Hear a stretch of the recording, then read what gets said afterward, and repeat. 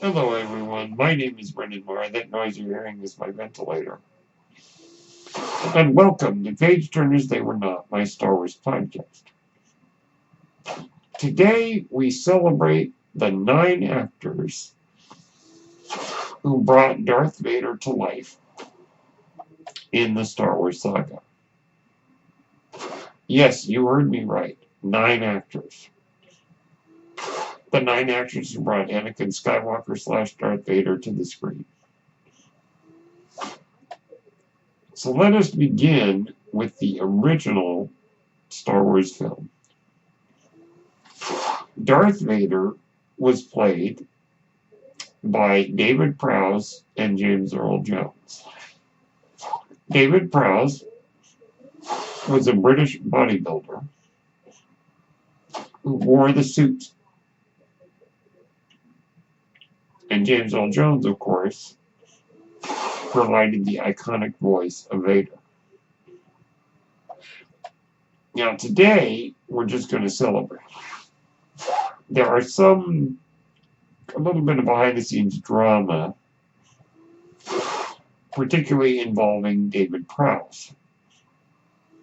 I don't want to get into that here, but I would recommend, if you're interested in that drama, check out How Star Wars Conquered the Universe by Chris Taylor. But let's talk about this performance here. David Prowse brought the infamous simplicity of movement that Vader is known for. If you notice, Darth Vader has a particular way of moving and a way of standing that's very still. One of the interesting things is in Star Wars Rebels, the animated show, Darth Vader appears and engages in a couple of lightsaber fights.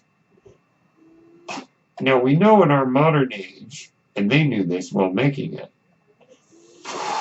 that we're used to flips and cool acrobatics and the dance-like coordination of the Duel of the Fates fight. But that would not have fit Darth Vader.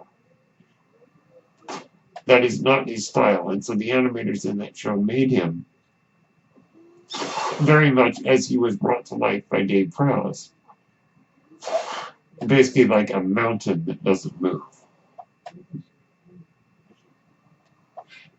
James Earl Jones, of course, brings the iconic voice of Vader. And the movements of Dave Prowse and the voice of James Earl Jones are what I think make Darth Vader so incredibly iconic. Now, Darth Vader's not a very interesting villain in the original film. You learn a little bit of backstory, you kind of get the mystery of his encounter with Obi-Wan. But he definitely, it's in the later films that he became a more interesting character. With that said, let's jump ahead and do The Empire Strikes Back. In The Empire Strikes Back, yet again, it was Dave Prowse wearing the suit and James Earl Jones providing the voice.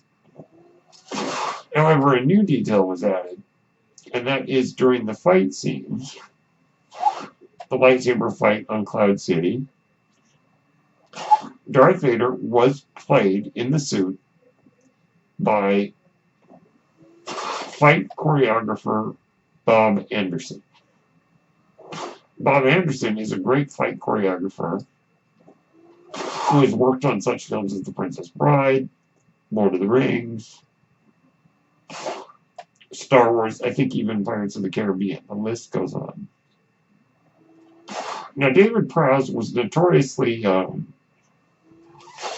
just because of his brute strength, broke a lot of the lightsaber blades that they would use during the scenes. Of course, those were animated later. Or animated over, I should say, to give them the glowing lightsabers. But they were very fragile, and Dave Prowse, just because of his I think lack of finesse would break a lot of it. So Bob Anderson was brought in as he is a more graceful individual and a trained swordsman to perform the lightsaber battle. Now, let us add another actor. In The Empire Strikes Back, in the special edition in 1997, and in all the subsequent releases, is a scene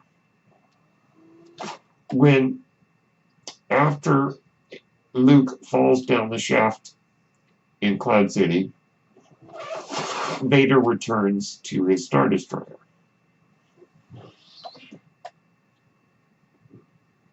What he does is, there's a scene missing in the original, where one minute he's on Cloud City and he says something like, "Bring my ship," and the next minute he's on his Super Star Destroyer. So in the special edition, they added a scene of Vader getting on his shuttle and arriving on a Super Star Destroyer, with a whole new sequence filmed just for the 1997 release that was not filmed at all for the originals. And in that scene, Darth Vader has no lines, but is played by visual effects artist C. Andrew Nelson.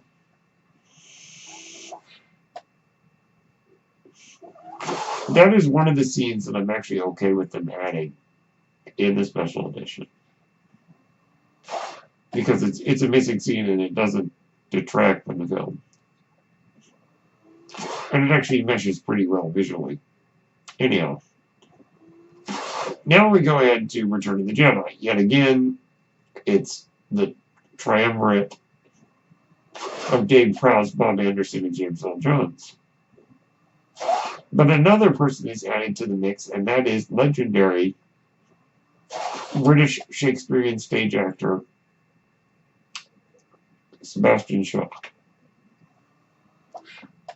Sebastian Shaw plays the unmasked Lord Vader.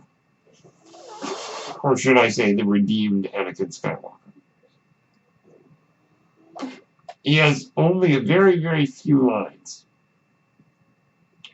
and gives such a mesmerizing performance in that scene. Now, I've already talked about how when I was a kid, that scene really stuck out to me. But he brings such brilliance, such grace, such sadness to the role. It's brilliant. It's absolutely brilliant.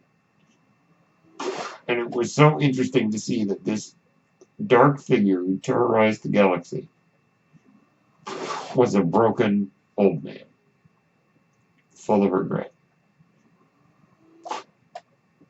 Yet, as I mentioned, Darth Vader becomes a more interesting character as the original trilogy progresses. So thank you, Sebastian Shaw, for bringing such pathos, I think would be the right word, to the character. Now we jump ahead to The Phantom Menace, where, of course, a young Anakin Skywalker is brought to life by Jake Lloyd. Now,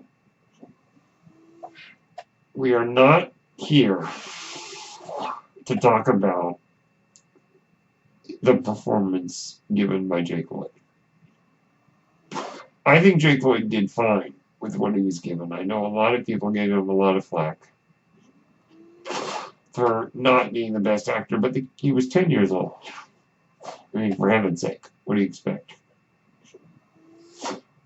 But, putting that aside, we get to see where Anakin Skywalker began his journey. As a good kid, with a good mom who taught him how to be good and treat people kindly. And yet we know where he's going to end up. This also throws in the myth of the Chosen One.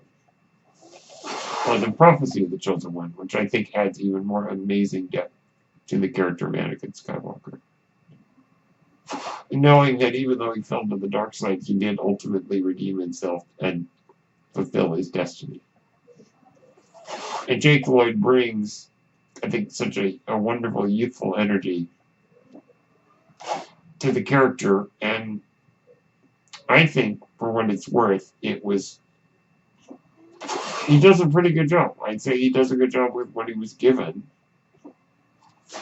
And, let's try to be a little bit kinder to him. He only did what the director asked him to do. But nonetheless, I still tip my hat to Jake Lloyd for what he brought to the character. Let's jump ahead to The Phantom Menace and Revenge of the Sith, where Anakin Skywalker / Darth Vader, including when Darth Vader's in the suit, is played, of course, by Hayden Christensen. Now, of course, we could fill a book with the criticisms of Hayden's performance, most of which I agree with. Yet again, he is doing what the director asked him to. He's doing what's written. He does not deserve any mistreatment, and I'm actually kind of glad to see the fans are now more embracing of the actors that we used to rather demonize. Now, I think Hayden Christensen unfortunately gives a bad performance in Attack of the Clones. But I do think he gives a better performance in Revenge of the Sith. Now, I'm not saying that he gives a good performance, but certainly a better performance than he did. However, there are a couple of moments, I think,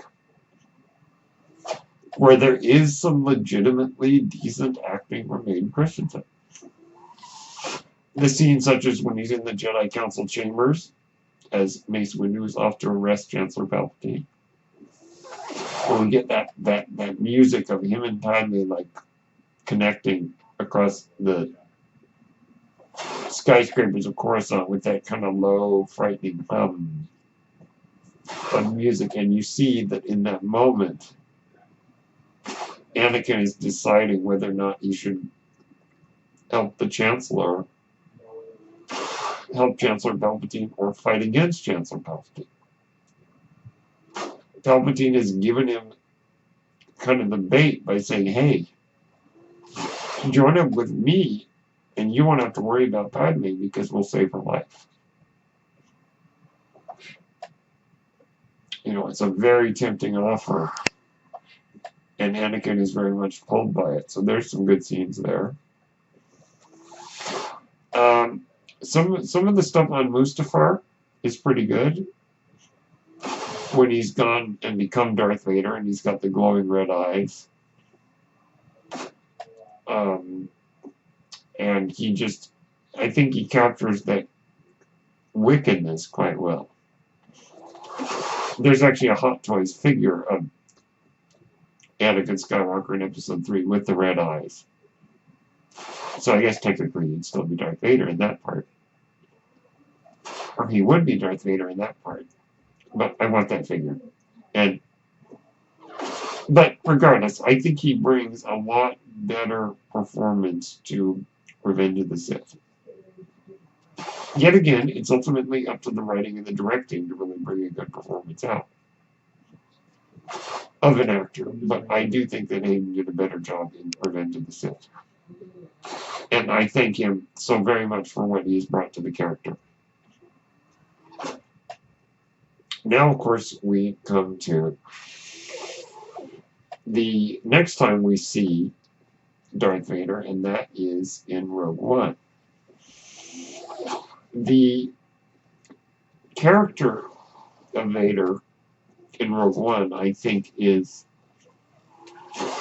overall not that interesting. However, as many of you, I'm sure, agree, the hallway fight at the very end of the movie with Vader is, I think, and I'm sure many people do, that is the greatest Darth Vader scene, or one of the greatest Darth Vader scenes we have ever seen.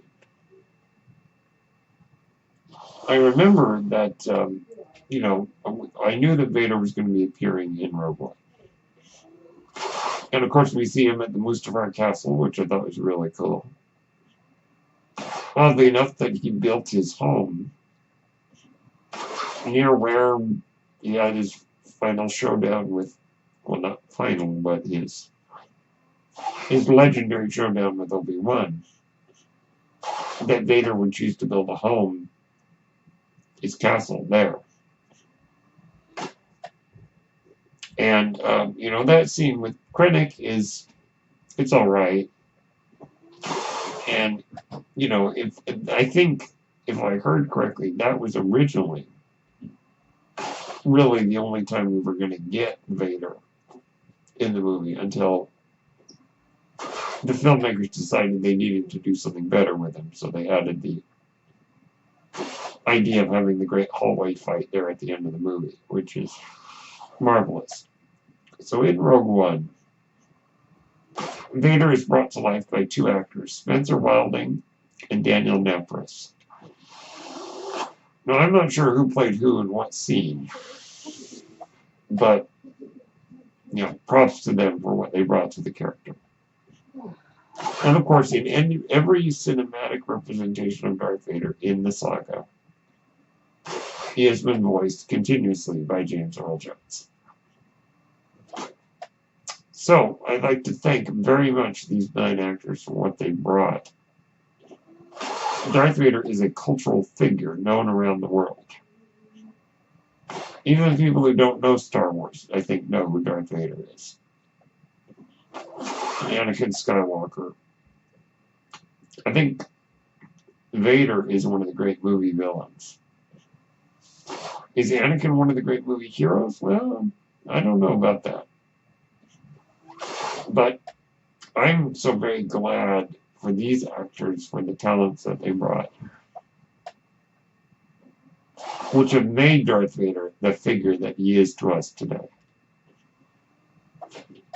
So this has been my celebration of the actors behind the iconic Dark Lord of the Sith. My name is Brendan Marr. Thank you for tuning in to Page Turners They Were Not, my Star Wars podcast. May the Force be with you.